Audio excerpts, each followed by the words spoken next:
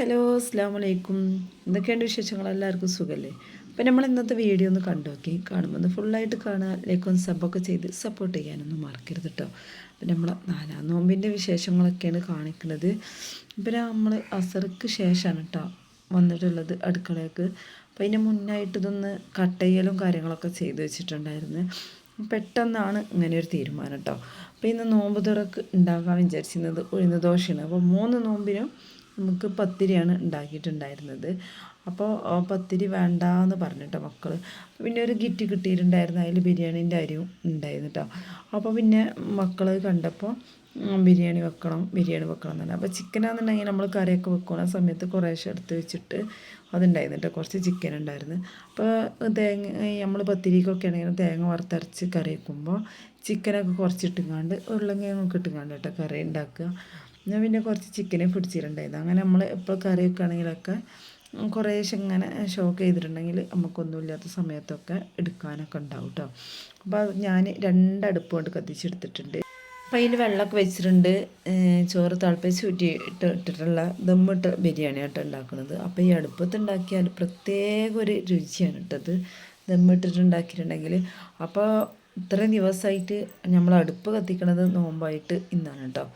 അപ്പോൾ 2-3 ദിവസം അടുപ്പ് കത്തിക്കാൻ വന്നിട്ടില്ല. പത്തിരിയും കറിയും എല്ലാതും ഗ്യാസുമ്മേ തന്നെയാണ് ഉണ്ടാക്കിയത്.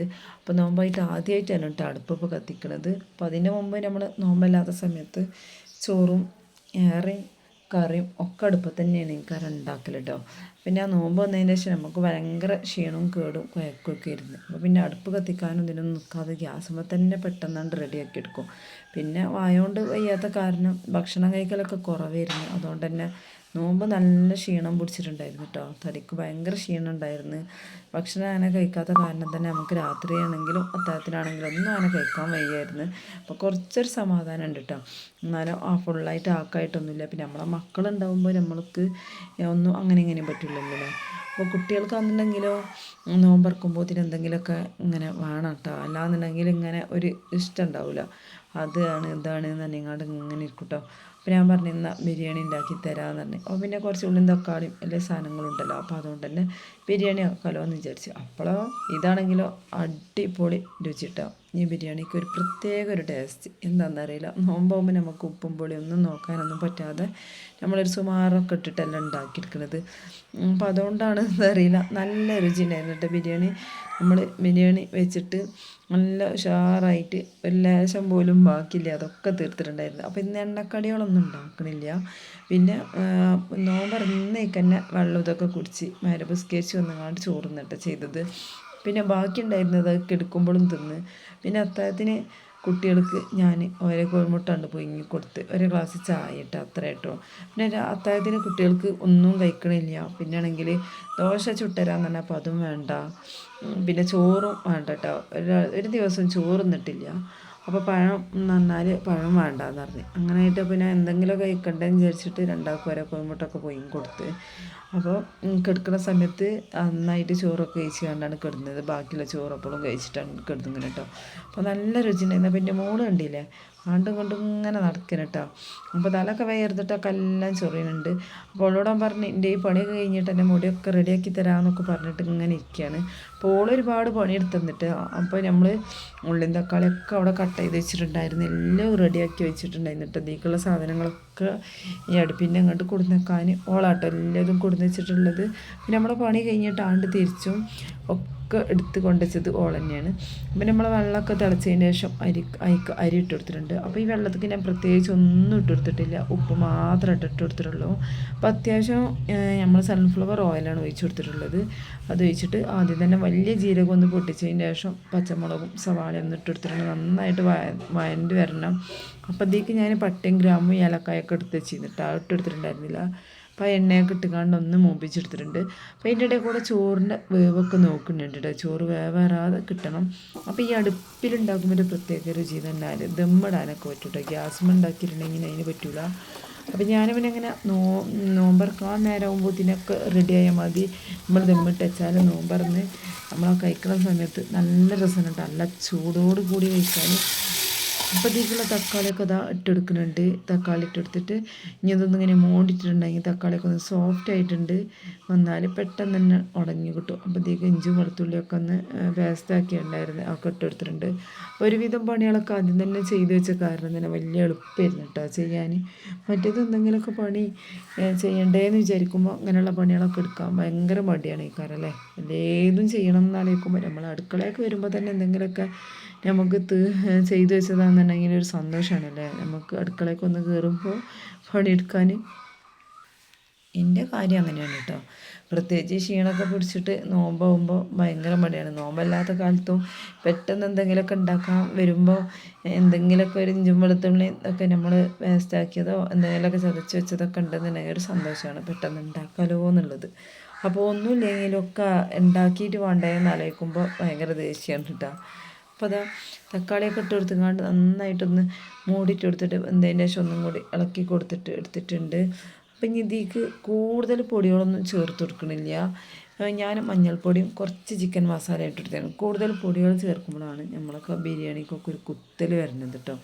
അപ്പം എനിക്ക് തോന്നുന്നത് ഇങ്ങനെ ഉണ്ടാക്കുമ്പോൾ നല്ല നന്നായിട്ടുണ്ടായിരുന്നു. പല ഐറ്റത്തിലും ബിരിയാണി വെക്കലുണ്ട് കേട്ടോ. കുക്കറിൽ വെച്ചിട്ടുണ്ട്, പിന്നെ നമ്മളെ പാനിലുണ്ടല്ലോ അങ്ങനെ വെക്കലുണ്ട്. പിന്നെ എന്താ പറയുക ദമ്മിട്ടുകാണ്ട് അല്ലാതെ ഒന്നാകെ വെക്കൂലേ അങ്ങനെ വെക്കലുണ്ട് കേട്ടോ. പിന്നെ അതുപോലെ ചിക്കൻ പൊരിച്ചിട്ട് വെക്കലുണ്ട്. പല രീതിയിലും ബിരിയാണി വെക്കലുണ്ട്. ഒക്കെ ഒരു വെറൈറ്റി ഒരു ടേസ്റ്റാണ് ഈ കാര്യം. എന്നാലും ആ ബിരിയാണി എല്ലാം ബിരിയാണി തന്നെയല്ല പേരൂല്ലേ. നല്ല രുചിയാണ്, ഏത് കഴിക്കാനും നമുക്ക് രസമാണ്. അപ്പോൾ അത് നമ്മൾ വേവുള്ള ചിക്കൻ ഉണ്ടല്ലോ അതുകൊണ്ടാട്ടോ ഉണ്ടാക്കുന്നത്. അപ്പോൾ ആ ചിക്കനാകുമ്പോൾ പൊരിക്കണം എന്നൊന്നുമില്ല. അപ്പോൾ എല്ലാം ഉഷാറായിട്ട് കുക്കറിലൊക്കെ ഒന്ന് വേവിച്ച് വെച്ചിട്ടുണ്ട്. അപ്പോൾ ചിക്കൻ വേവിക്കുന്ന സമയത്തും കുറച്ച് ഇഞ്ചും വെളുത്തുള്ളിയും ചിക്കൻ മസാലയും മഞ്ഞൾപ്പൊടിയും ഉപ്പും കൂടി ഇട്ടിട്ടാണ് വേവിച്ച് വെച്ചിട്ടുള്ളത്.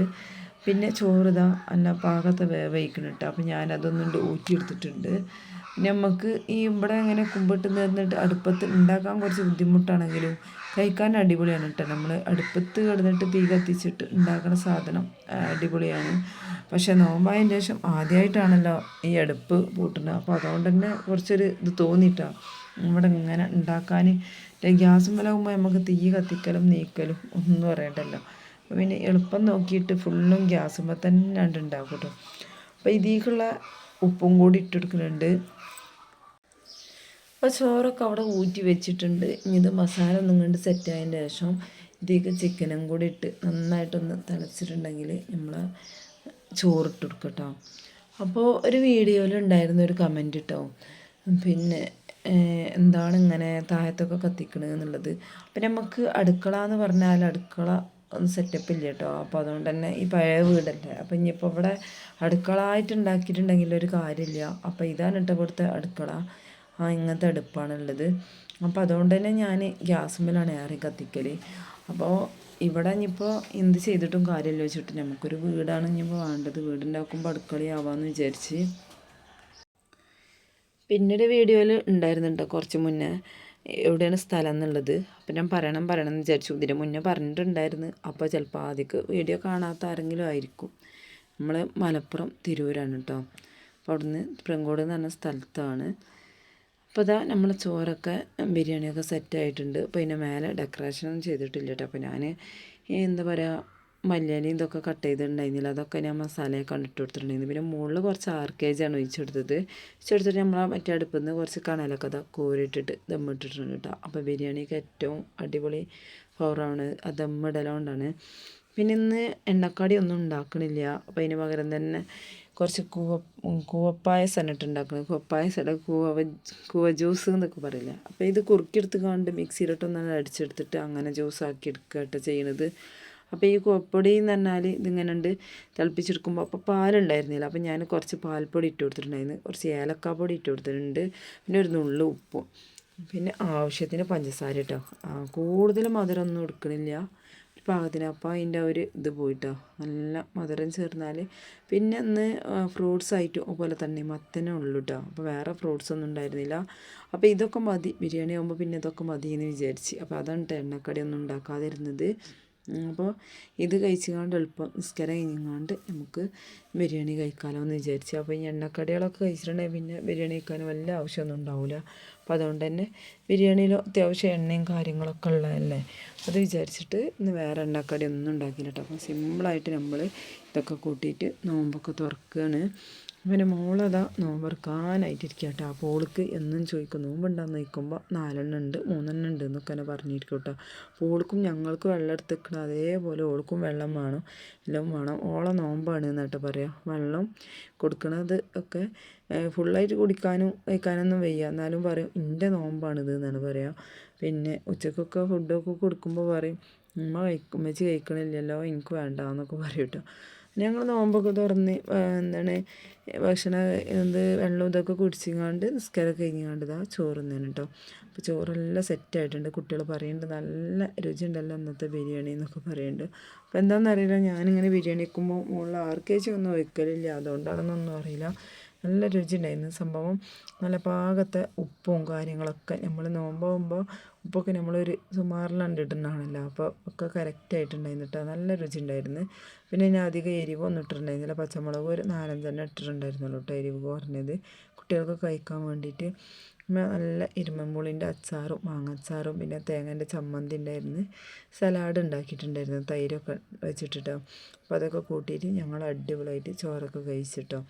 അപ്പോൾ നമ്മൾ ഇന്നത്തെ വീഡിയോ ഇത്രയൊക്കെ തന്നെ ഉള്ളൂ. എല്ലാവർക്കും ഇഷ്ടമായി എന്ന് വിചാരിക്കണം. ഇഷ്ടമാവുകയാണെങ്കിൽ ഒന്ന് ലൈക്ക് ചെയ്ത് സപ്പോർട്ട് ചെയ്യാനും അതുപോലെ നമ്മുടെ ചാനൽ ആദ്യമായിട്ട് കാണുന്ന കൂട്ടുകാരാണെങ്കിൽ ഒന്ന് സബ്സ്ക്രൈബ് ചെയ്ത് സപ്പോർട്ട് ചെയ്യാനൊന്നും മറക്കരുത് കേട്ടോ.